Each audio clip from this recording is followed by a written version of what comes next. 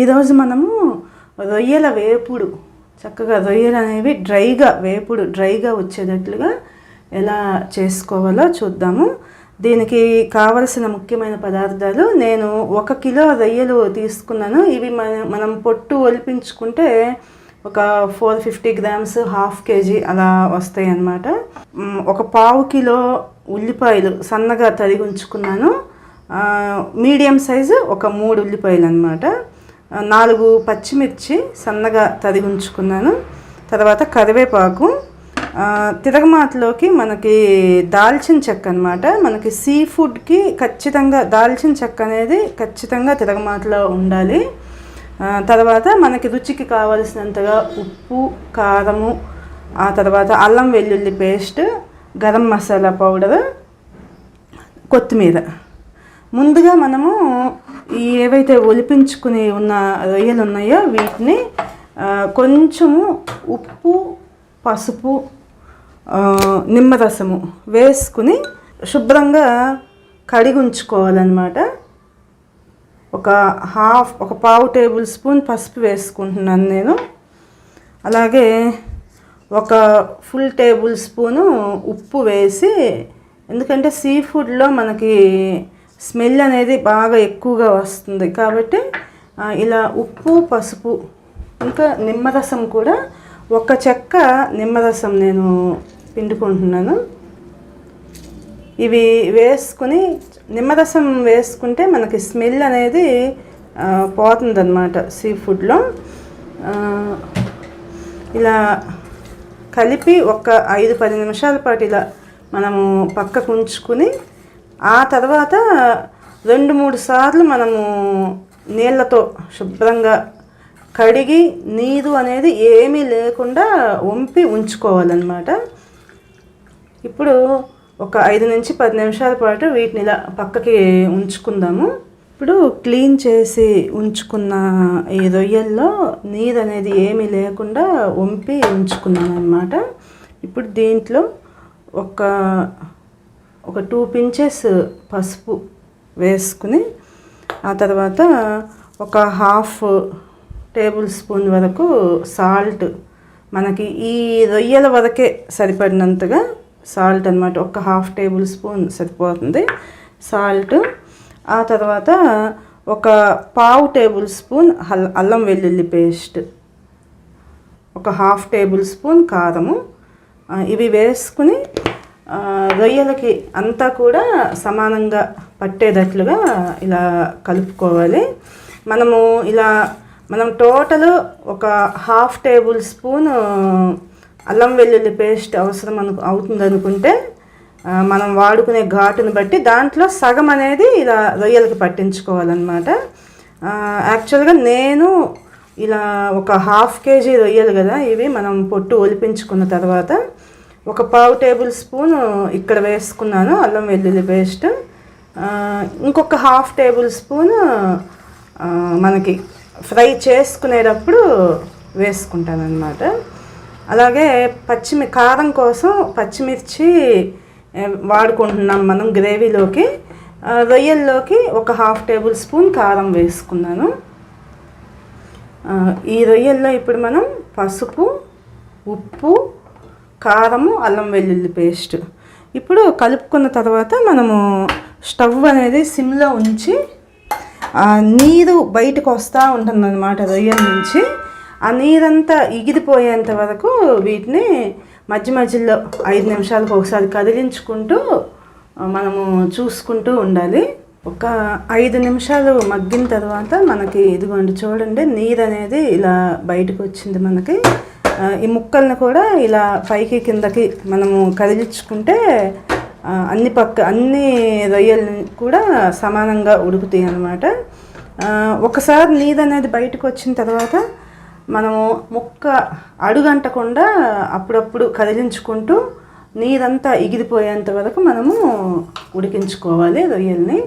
ఉడికే టైంలో మనము ఉల్లిపాయ వేయించుకుంటూ ఈ ప్రాసెస్ మొదలు పెట్టుకోవచ్చు. ముందుగా స్టవ్ ఆన్ చేసుకుని, మనకి ఉల్లిపాయ వేగాలి కదా, కొంచెం ఆయిల్ అనేది మనకి ఎక్కువగానే అవసరం అవుతుంది. దీనికి ఒక 2 గరిటెల వరకు ఆయిల్ అవసరం అవుతుందన్నమాట.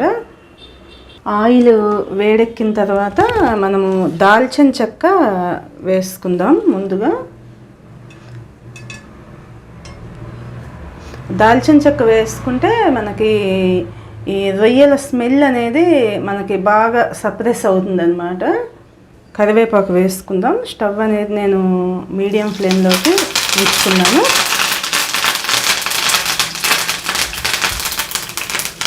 ఇప్పుడు ఉల్లిపాయ పచ్చిమిర్చి, మనము సన్నగా తరిగి ఉంచుకున్న ఉల్లిపాయ పచ్చిమిర్చి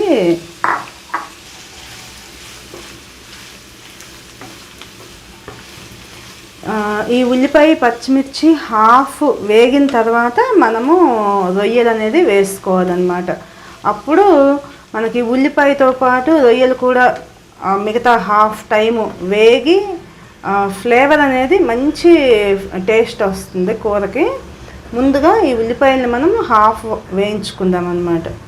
ఒక పావు టేబుల్ స్పూన్ నేను సాల్ట్ యాడ్ చేసుకుంటున్నాను. అయితే మనకి ఉల్లిపాయ తొందరగా వేగిపోతుంది.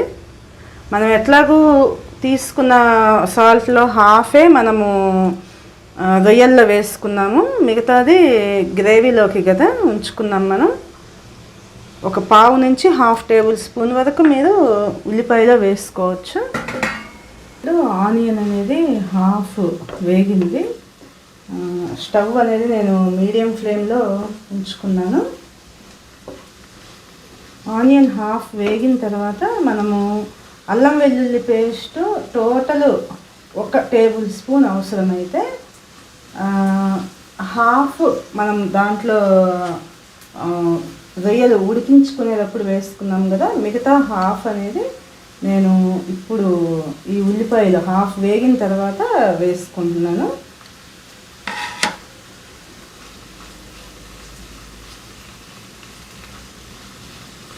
అల్లం వెల్లుల్లి పేస్ట్ వేసిన తర్వాత ఒక 2-3 నిమిషాల పాటు మనము ఈ పేస్ట్ కొంచెం వేగేంత వరకు ఇలా ఉంచుకోవాలి. తర్వాత మనకి ప్రాన్స్ అనేవి చాలా నాన్ వెజ్ ఇష్టపడే వాళ్ళకి చాలా హెల్దీ ఫుడ్ అన్నమాట. దీంట్లో సెలీనియం అనేది చాలా ఎక్కువ కంటెంట్లో ఉండటం మూలంగా బాడీ సెల్స్ బాగా మెయింటైన్ అవ్వడంలో బాగా ఉపయోగకరంగా ఉంటుంది. సెలీనియం అనేది చాలా తక్కువ ఫుడ్ ఐటమ్స్లోనే మనకి ఉంటుందన్నమాట. ఆ తర్వాత మనకి బోన్స్ అనేవి స్ట్రాంగ్గా ఉండటానికి కూడా ఈ ప్రాన్స్ అనేవి మనకి హెల్ప్ఫుల్గా ఉంటాయి.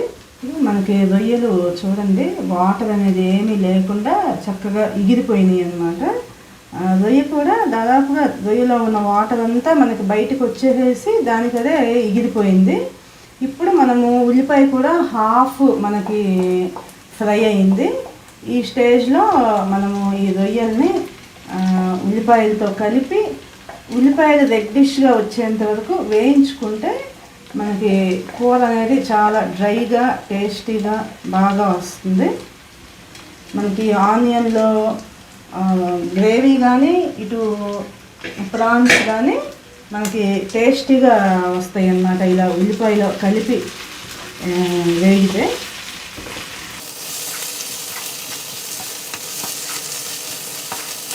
చాలా సింపుల్గా మనము ఎగ్ పొరటు ఎలా వేసుకుంటామో మొత్తము అదే స్టైల్, అంత సింపుల్గా మనము దీన్ని ప్రిపేర్ చేసుకోవచ్చు.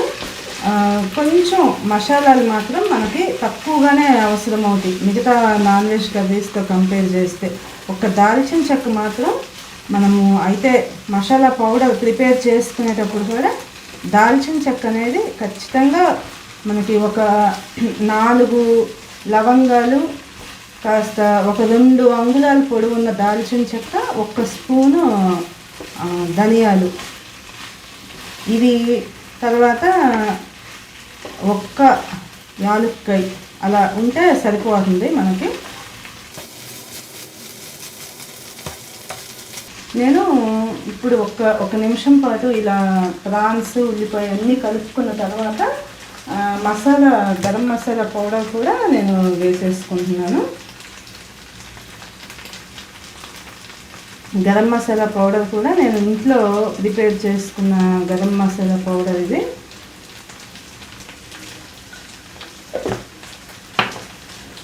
ఒక హాఫ్ టేబుల్ స్పూన్ కన్నా తక్కువగానే నేను వేసుకున్నాను గరం మసాలా పౌడర్.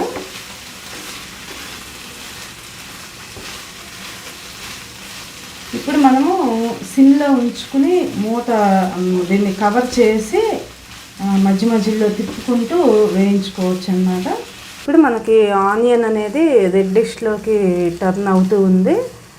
ఈ స్టేజ్లో మనము ఇందాక మూత కవర్ చేసుకుని మనము రొయ్యలు వేసినాక సిమ్లో ఉంచుకుని కుక్ చేసాం కదా, ఇప్పుడు కొంచెం రెడ్డిష్లోకి టర్న్ అవుతున్న స్టేజ్లో మనము మూత తీసుకుని ఇలా మీడియం ఫ్లేమ్లో ఒక 5 నిమిషాల పాటు ఇలా మనం వేయించుకుంటే మనకి చక్కగా డ్రైగా కావాలి అనుకున్న వాళ్ళు ఒక 5 నిమిషాల పాటు ఇలా వేయించుకోవాలి. లేదు మనకి గ్రేవీగా ఇలా గుజ్జు గుజ్జుగానే ఉండాలి అని అనుకున్న వాళ్ళు ఈ స్టేజ్లో మనము స్టవ్ ఆఫ్ చేసుకుని కొత్తిమీరతో గార్నిష్ చేసుకోవచ్చు.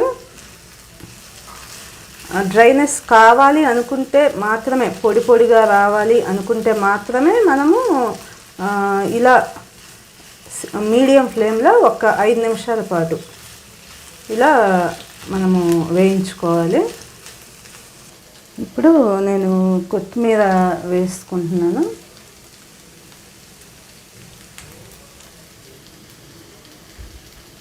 కొత్తిమీర వేసుకున్న తర్వాత కూడా 1 నిమిషం పాటు మనం అలా వేయించుకుంటే ఈ ఫ్లేవర్ అనేది కూర అంతా కూడా చక్కగా పడుతుందన్నమాట.